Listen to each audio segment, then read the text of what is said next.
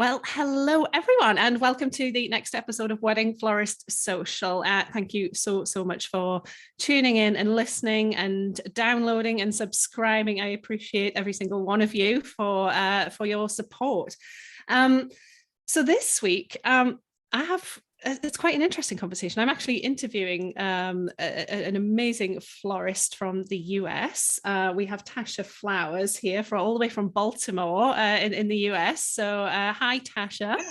Hi, how are you? All good, thank you very much. It's an absolute pleasure speaking to you. I know it's sort of earlier in the morning where you are. I think it's 10:30 a.m. where you are, and it's 3:30 in the afternoon here. So this has taken a bit of organising with time differences, but I'm so pleased you're able to make time to chat about this fascinating topic. Well, I think it's fascinating anyway.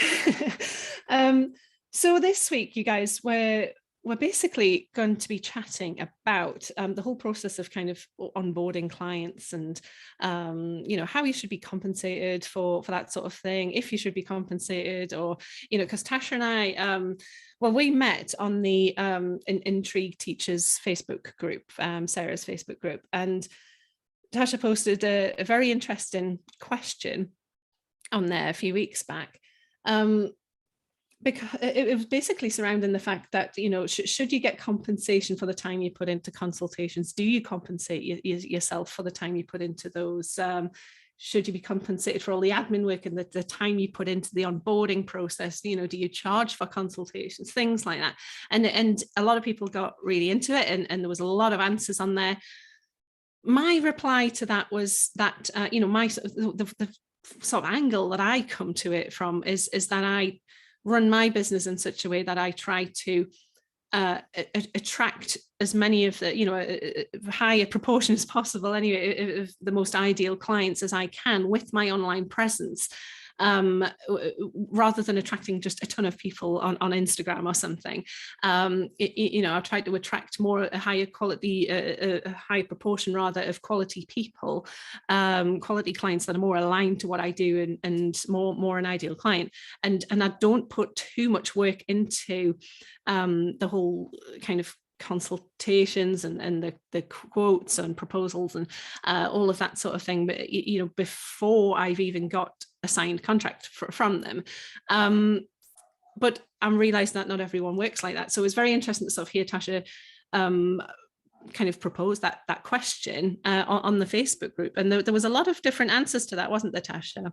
Yeah, there were a lot of different answers about how that's approached. Absolutely. And how do you personally approach it then? What do you do in your business with regards to that? Do you put a lot of work into this sort of thing before a consultation and a quote and things like that? So I do put a lot of work into it, but I also charge a fee for that work because I want it to be a really personable experience, right? This is their wedding day. So as important as it is to them to have a great wedding day, a great experience, it is equally important to me that the entire planning process for the flowers is enjoyable. Because I understand I'm working with people who may have never been married before, never purchased a great deal of flowers at one time before, don't have any knowledge base for what flowers cost. So I need to make sure that they're included, that they're comfortable. And as a result, I charge for my time.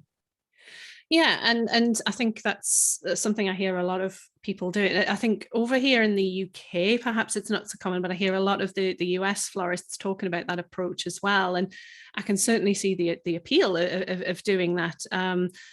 Because I think we've all been there, haven't we? And you meet with a client, and maybe even if it's not in your studio, maybe it's a coffee shop or wherever you go, and you put lots of effort into it, and you maybe buy them a coffee, and you spend lots of time kind of researching exact flower types and varieties and pricing things out, and for them to just ghost you or or barty down.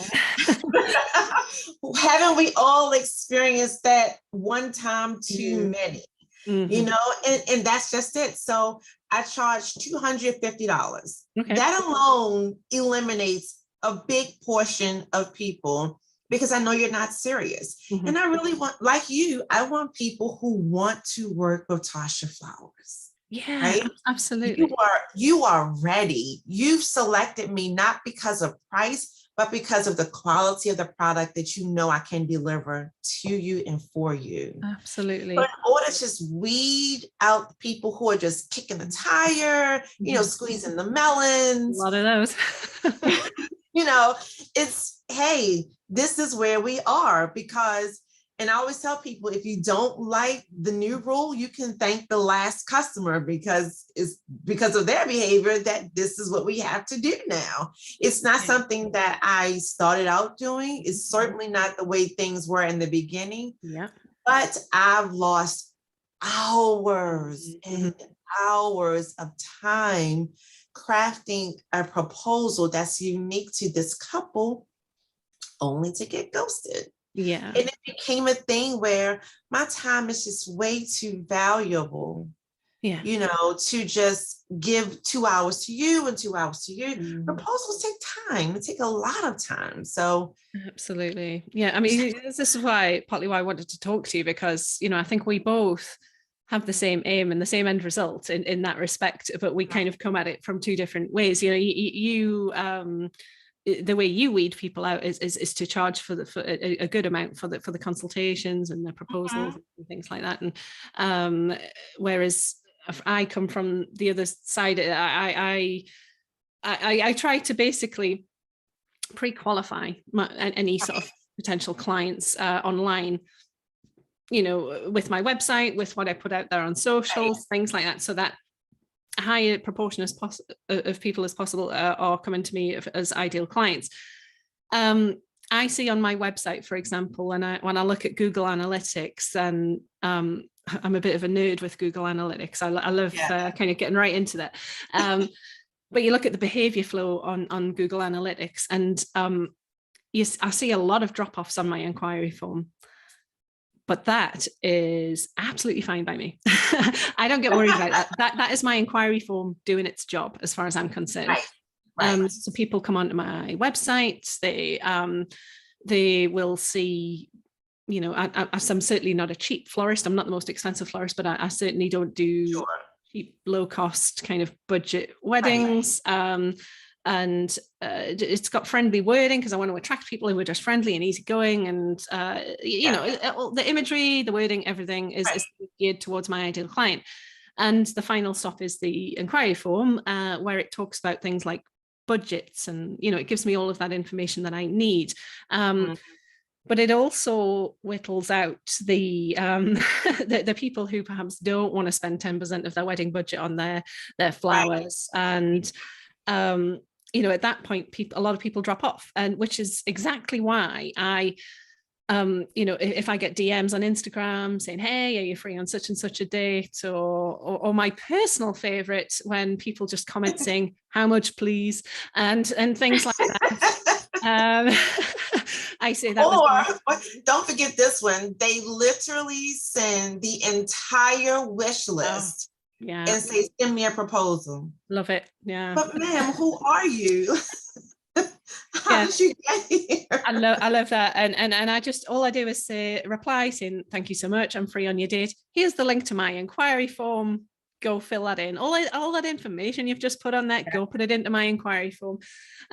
Because, you know, it's important for them to kind of go through that process and see my website and see the kind of work that I do. And, you know, if they, for example, wanting all of this stuff they've just emailed you, but only have like a £500 budget for like 20 centerpieces or, you know, whatever, then the website will do that job of whittling them out. And you know, I don't therefore have to spend like 2 hours preparing for a consultation, having a consultation, and then goodness knows how long, you know, doing the proposal or quotes, as we call them, and things like that. So yeah, it's that process in itself, you know, the inquiry process, and you know, the online presence doing it. So that's kind of how I come at it, and that's, you know, what I suggest for everyone. You know, I often see florists on Facebook groups saying, I'm doing a quote for a bride, and can anyone recommend a variety of rose to go with this particular bridesmaid's dress, Oh, and all of this. wow. There's lots of things like that, and I'm like, guys, you haven't even got that you haven't booked them yet. Like Right, you could right. be going through all of this for them not to book, and I know you've got to provide as good service and what have you, but you Sure. could do all of that and then not be compensated either with your method or with a booking, or at all. Yeah. So yeah, it's I think it's great that you come at it from one angle and I come at it from another, but we've both got the same kind of outcome. Yeah, because a lot of my brides are referred to me, their planners introduced them to me. So that work has already been done. That same background work where, you're pulling them in from the content. The planner has already seen the content. They've already met me at some place, maybe a bridal show where they physically saw the work that I can do, or we've had some sort of interaction in the past, and they're saying, oh, well, I have this bride. I want you to meet with her. And I say, okay. And I tell them there's a $250 consultation fee. Yeah. They pass the information on to the bride, and people pay it. They pay it, right? Because they really want pretty flowers. They're taking the recommendation of their planner or a friend of theirs, whomever said, Tasha can really do this for you. You should use her. But the $250 is not even a loss to them, because when they sign the contract, and make their retainer deposit, the $250 is credited back to them. So there's no loss at all.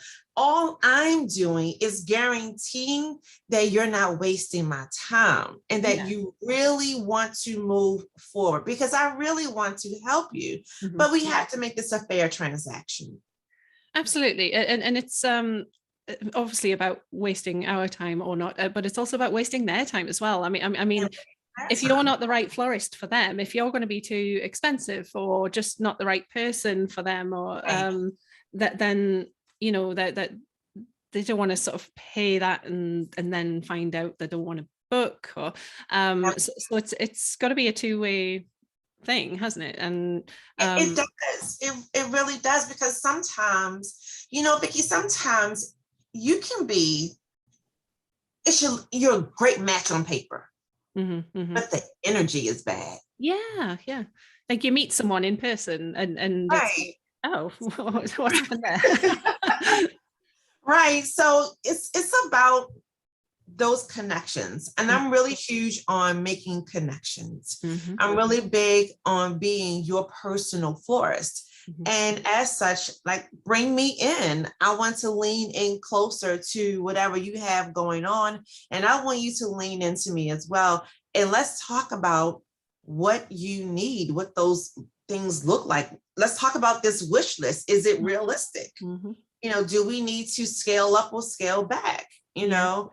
And they get, I'm giving them handheld service. So for, that's what I want to do. I want to be personable, and I want to feel like we're a team. And for those brides who don't want that handheld service, the website will allow them to shop a la carte. Absolutely. Yeah, they can go elsewhere or shop a la carte. Yeah, absolutely. The only problem is you won't get customizations. There'll be color limitations, and you most certainly will not get personal service. You'll get quality flowers, but you won't, it'll be like you went to the grocery store and just bought some, canned goods off the shelf. You don't know the company that made the food. I just need to get some canned corn today. So I'm getting canned corn. I don't think that's a great way to plan one of the absolute most important days of your life. Well, that's it. But if that's what the budget calls for, if that's what your preferences dictate, then that's what it is. 100%. I mean, it's one of those things, like flowers just simply aren't important to everyone.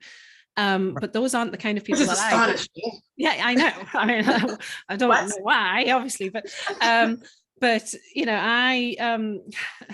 just, where was I going with that? I've kind of I laughed and then I flowers aren't important to everyone. Thank you. So yeah, flowers aren't important to everyone, and I always say to people, you know, spend your money on things that are important to you in your wedding. Don't just go get like a wedding cake because you're supposed to have a wedding cake at a wedding. You know, if you if cake is just not really important to you, then go to Marks and Spencer's or Trader Joe's or, you know, whatever you know, supermarket and get a pre-made kind of plain cake or something. But if it's really important to you, then spend the money on it. And it's the same with flowers, you know. And my ideal client are people that flowers are a really important part of their big day, and they want to have that trust in someone and know they're going to do a good job. And I do the same thing. I say the exact same thing that you say. Whatever is most important to you is where the money should show up. Mm-hmm. I also tell people that when you see your wedding space for the first time, you want to be blown away. Yeah. You're trying to invoke a feeling, mm-hmm. you know, the intangible. Likewise, when your guests come to the wedding, they are expecting to have a feeling. They're expecting to embrace the intangible. So you're creating a mood for your day. Mm-hmm.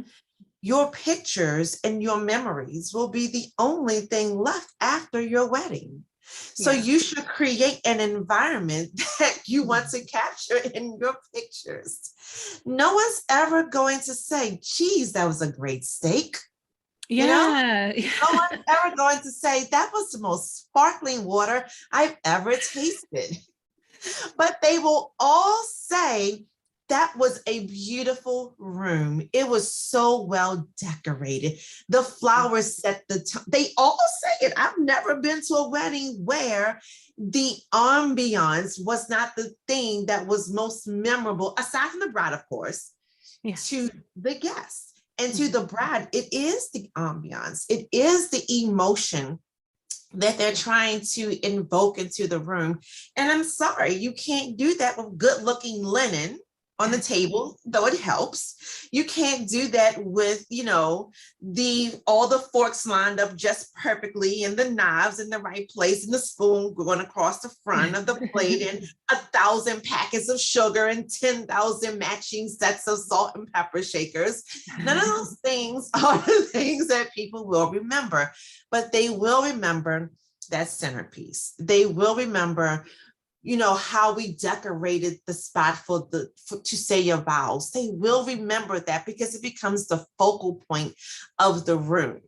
And if you don't believe me, just look at any wedding, big or small, from a friend or a colleague or on television, and it will be the total seamless conglomeration or whatever of the room. It's the feeling, the intangible, it's the look, it's the mood, it's all of those things. And we are the ones that bring it to you. Absolutely. And that's also how you get a lot of referrals as well. You know, the amount of times people have come to me, you know, whether they be brides or grooms or whatever they identify as, and they'll say, you did the flowers for our friend Kate's wedding, and wow, they were amazing. You know, and this really, you know, when I went through a rebrand back in sort of 2016, 2017, and really sort of up-leveled what I did and focused more on people who wanted to come to me for me, and not just because I was the local flower shop. Right. That started to make a huge difference because, you know, I put my prices up. I started making more you know, statement kind of pieces, like a huge fireplace kind of course, yes. and archways and things like that, because I was attracting people who could afford that, but who valued that as well. And that's what my online presence did. I split my websites, I split my branding I had the shop branding and I had wedding branding, and it worked. Yes. Absolute wonders. Yes. So, you know, for anyone out there wanting to do that, I would highly recommend it. you can absolutely have it all incorporated on one website, but I found it attracted two different sets of people. But when you're making these things, that's what looks impressive on the photographs. That is going to attract, a huge fireplace piece or an arch or something like that is going to attract more people and make more people go, wow, that looked amazing. That then a little sort of mason jar with baby's breasts in it, everybody's seen a million of them. So yeah, I did that. I so agree. And you're spot on with what I am doing. I am separating these lanes, right? Mm-hmm. So in my business accelerator program, I share with them that I do well in sympathy and I do well in events. Mm-hmm. However, it's difficult to convince a bride to look at funeral flowers while trying to plan flowers for the happiest moment of her life. Yeah. Two different lanes, very lucrative lanes, but they need to be separated. So I totally agree with you on that. If you want to be known as a wedding and event florist, have a separate place for that. Give your brides something to swoon over. Give them something to focus on. Remove the distraction, get rid of the clutter. And the distraction and the clutter is going to be your sympathy flower. It's going to be your everyday flowers. It's going to be your subscription flowers. It's going to be anything that's not weddings and events. So you want to reduce the chatter, reduce the noise, and get them thinking about wedding flowers. Not only that, you're selling your brand to them. You're selling what you do. So whatever you want them to know that you specialize in is in fact the thing you should be pushing. So if you don't want to do the mason jars of baby's breath with the burlap tied around it, then don't put that on the wedding site. 100%. If you want, if you want to do grandiose pieces, you want to do flowing tablescapes and garlands that pull onto the floor, and you want to do huge laterals, and you want to do ceiling installations, then those are the things that you should put on your website. Yeah. And even if you don't have enough of your own content, it's easy. You can always say, here's what we're loving today. Yeah. We love how so-and-so did this. Let me recreate that for you. I mean, it's not possible that you could have done it all, right? It's just not possible, but it is possible to do some things, do style shoots, do some things at home, turn your dining room into a floral oasis. You don't have to pay for the venue space. You already have the table, you have chairs, throw up some pipe and drape, close it off, make it look beautiful, do it again and again and again and again. Absolutely. You may have spare flowers left over from, some gift bouquet work that week or something, Absolutely. Make a bridal bouquet out of them, or just set up a little tablescape, or, by the way, I am very, very glad that whole baby's breath Hessian burlap jar thing has left us now. But a prime example is, like in January, I had an absolutely lovely couple who were in every other way an ideal client. They came to me. They were actually thankful to me for working with them, and they were like, "Oh, I'm so pleased you're free. Thank you so much for working with us." And they were lovely people. And they were coming from. I do a lot of like destination weddings. People come to our area. In every other way. But what they ordered, bouquets were fine, but for their centerpieces, they just ordered, they were avid skiers. So they wanted ski boots filled with flowers in the top. Right? Oh, wow. Well, I know, right? So whilst I made them look beautiful and they loved them, it's not the sort of thing I'm going to post on my social media. Exactly. And it's because it's not, I mean, I'm all for personalizing things, but I'm not going to say to people, hey, look at this thing. I want everything to look kind of pretty and very on brand. So that was a little off brand. So I didn't really post about that online. Yeah. And I think that's normal. I think that you don't have to post everything. And you can always post the same things over and over. Yeah. And I think even for myself, I don't like doing it, but I do it because the people who saw it the first time are not necessarily the people who see it the fifth or even the sixth time. So it's okay to post the same content more than once. It's okay to do videos and do like 10-second snippets and let that be a piece of content. You can focus on one thing of that content. Maybe today you were focusing on your compotes in this wedding, and tomorrow you'll focus on the elevated pieces. Maybe it was the smile of the bride.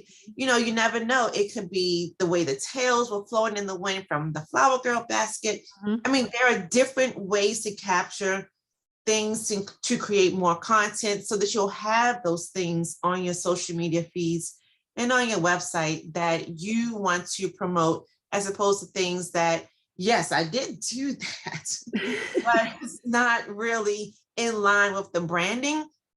So it's not going to make its way to the website. So what I did do with that, for example, it was all nice white and green kind of flowers and foliage. And I took pictures of the flowers and foliage on their own, you know, maybe laid on the table, or, I got the content out of it. Absolutely.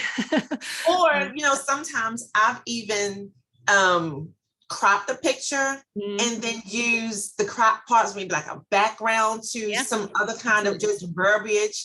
There are ways to get around it. Absolutely. But you have to manage your branding. You do. 100%. I think we're both quite passionate about this, so we could probably talk about this, nerd out about this for a long time. I know you've got a day full of admin ahead, so I was just going to sort of get sort of back to what we were talking about at the beginning a little bit about, onboarding and the amount of work you should put into things in advance before you've even got a signed contract. Do you use a particular system to do that? I mean, I use a system called 17 Hats, which I absolutely love and I recommend to everyone. And a link in the podcast show notes if you want to get 50% off your subscription and a free trial as well. But I use that because it's fantastic. And in terms of my process and making that slicker and quicker and easier, because I used to stress and put things off, and it would be like 2 weeks before I get a quote out to a couple or something, and you put it off because you think, oh, it's going to take an hour or 2 hours or whatever.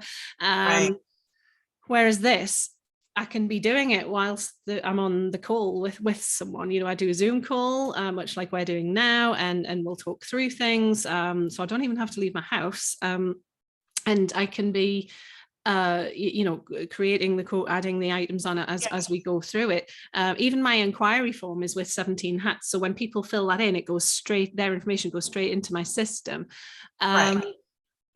So I do that, and it means I can get quotes out within sort of 15 minutes of ending the call, and then it's done, it's ticked off my list, and then I'm not stressing about it or adding to my to-do list or anything like that. And that includes all of the quotes, sorry, not the quotes, the contracts that they sign and things like that as well.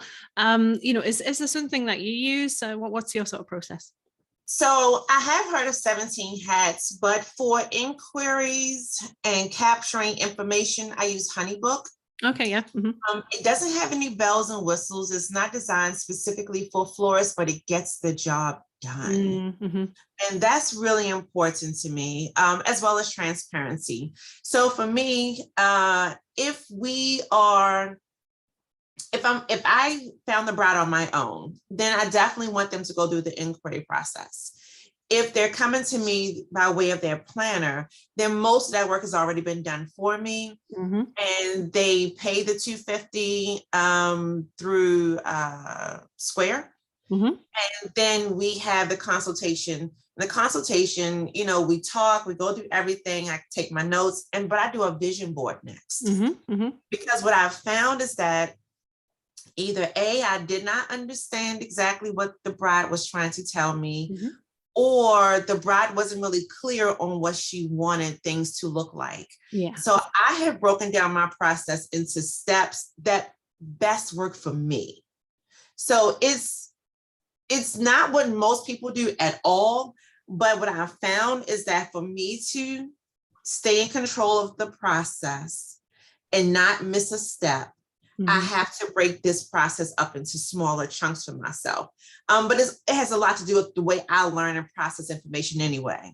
So this works for me. And I can minimize some of the chatter about, oh, that's not what I wanted. I didn't mean this, I meant that. So yeah, I use HoneyBook to grab information and it will feed it into the proposal and contract for me. So that part is already done, but I will do a vision board for every bride that has paid for the consultation. And then I do a cost proposal for the wedding flowers. Like, here's a line item, everything that you've asked for. This is your time to make changes. I'm going to send this to you, make whatever changes you want to make, because by the time we get to contract, I need you to sign it and send the retainer payment. Yeah. We've already gone through the hemming and hawing, and I'm not sure, can we do this? Can we do that? Everything's laid out for you.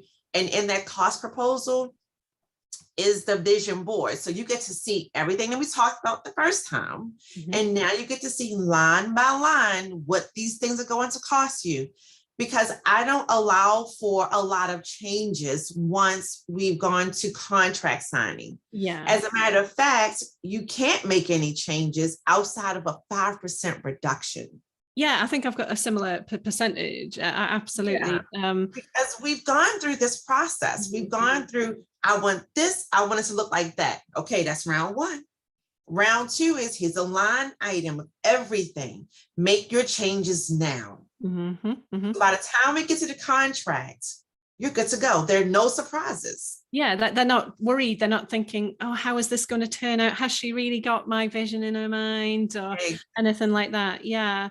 So I guess it's kind of similar for me as well in that respect. And I like to book people who kind of just trust me and they're confident in me. And I always say during consultations, if you're at the end of this meeting feeling confident and more clear about what you're offering, and confident that I've got your vision in my head, and then I've done my job properly, because I don't want people booking me and then saying, okay, so what are my flowers going to look like on the day, and I'm like, that right there. No, right? That right there. Don't get me wrong, the old one just slipped through the net, but I think by that point they're just like, oh, you know what, that was great, Vicky, here's my money, go for it. Yes, because we do, like, every event florist will get the question, two questions: what will it look like, and have you ever done this before? Yeah, I get that sometimes. Okay. Yeah. So here's my answer to that second question. Even if I've not done this specific thing, I've shown you enough past performance to give you the confidence that I can execute that. It's not possible that I could have done everything in every color. Everybody's wedding's individual as well. So right. So if I've done this elevated piece over here in those colors, I can do your elevated piece over here in these colors. Yeah, you have the same thing in our minds, really. It's just right. You have to trust me. So if you see, floor pieces that rise up to the table level, then that's the same concept if I did it on a stage. You don't know that as the bride, but I know that because I'm the professional, and you have to trust me that I know how to get this done. And even if I don't, then you have to trust that I'm smart enough to ask someone else in my industry, how do I achieve this? What are the mechanics behind it? So it's thankfully those questions don't crop up too often because of thankfully work and the way you work, because people are confident and they've already paid that $250 retainer for you,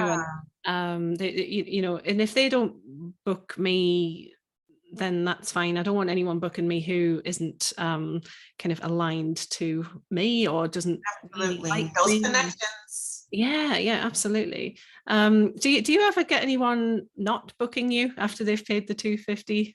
I do.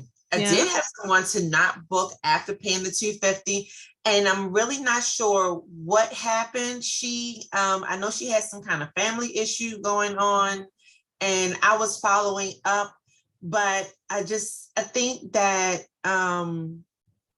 if I had to say what happened, I would say that the planner and I were not aligned. Mm-hmm. And I am really clear with my clients that I work for the couple. Mm-hmm. I do not work for the planner. Absolutely. And so, the vision, I can't give the planner her wedding. I have to give the bride her wedding. So whenever I see, and it's you've seen it, it's easy to see the planner saying, oh no, don't do that, do this. And I'm sitting there looking like, okay, bride, is this what you want? Like who's the professional here? Right? And who's getting married? And I understand the bride's vision, but whenever I'm in a situation where the bride has very little to say about her own wedding, that makes me nervous. Yeah, well, they're probably not your type of person, as that they wouldn't be my type of person either. I'm all for people. I like people to leave me to it and not micromanage and things like that. But if they've literally got no vision at all, it's like I need something to work with here. Give me tell me about you. Like, what should I know? So that was the one time that happened. But most brides, we move forward. I have a couple now that, oh man, I'm hoping that whatever issues they had, we talked about it. I helped them to find ways to overcome it, and we'll move forward. But they haven't paid their for the wedding flowers. They paid for the consultation, but not the flowers. And I don't know, the budget got away from them, and it happens. You've still got a pretty good conversion rate though, even if those people don't. Right. Yeah. I mean, there's definitely a logic in the way you do it as well. And, like I said at the beginning, I don't like to do too much work. I like to do as little work as possible before the actual booking stage. I'll do a Zoom consultation or a phone consultation, which is one thing I'm actually thankful to the pandemic for, because that's normalized Zoom consultation. Yes. And I've just never gone back to in-person consultations afterwards. So that in terms of online presence, that having an online system it helps me in my process and helps me kind of for convenience for the couples as well. So yeah, I don't like to do too much at all. And then, once they do book, that's fine. I don't mind, answering all the queries and maybe, providing them with some pictures or whatever. But to be honest with you, by time it gets to that point, by time they actually book me, that's when they feel confident. Anyway, they've shown me all their inspiration pictures. I've talked them through Zoom, and it's all groovy, So. But yeah, so this is very interesting. We could talk about this all afternoon, actually, but I'm going to leave it there. Would you like to just tell the followers, the listeners rather, a little bit about where they might want to find you, and your Instagram and what have you? All of this will be in the show notes anyway, guys. But Tasha, where can we find you? Absolutely. So I try to keep my social media handles pretty simple. So I am everywhere, Facebook, Instagram, and Twitter at Miss Tasha Flowers. And Miss is abbreviated to MS. So that's MSTASHA Flowers. And again, that's Instagram, Facebook, and Twitter. On TikTok, which I am trying to ramp up, I am the real Miss Flowers. Miss is still abbreviated to MS. And currently the Facebook is TashaFlowers.com. But as I said earlier in the conversation, that site is going to split and focus one lane on weddings and events and another lane on anything that's not weddings and events, and more to come on that. So that's definitely how I can be found. And all the contact information is there. The phone number is there, email address.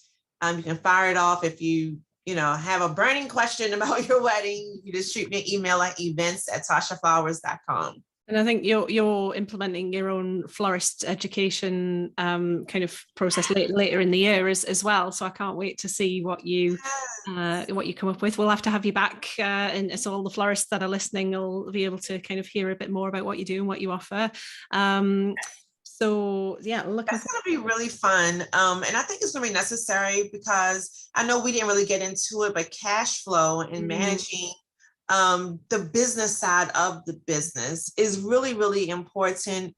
And I've seen, like you've seen in different groups and discussions and posts where it seems that the business side of the house doesn't get the attention that the flowers get. Yeah, And the people designing aren't part of natural the at house. both, are they? They're usually either one or the other. Yeah.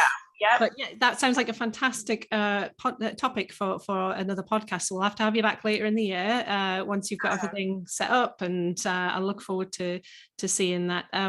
But thank you so much for joining me. It's been an absolute pleasure, and I hope everyone listening has enjoyed listening to Tasha and I chat about that sort of thing. If any of that resonates with you, do drop me a DM or an email or something like that at the Content Quarter. I would love to hear back from you. So take care and flower on, you guys.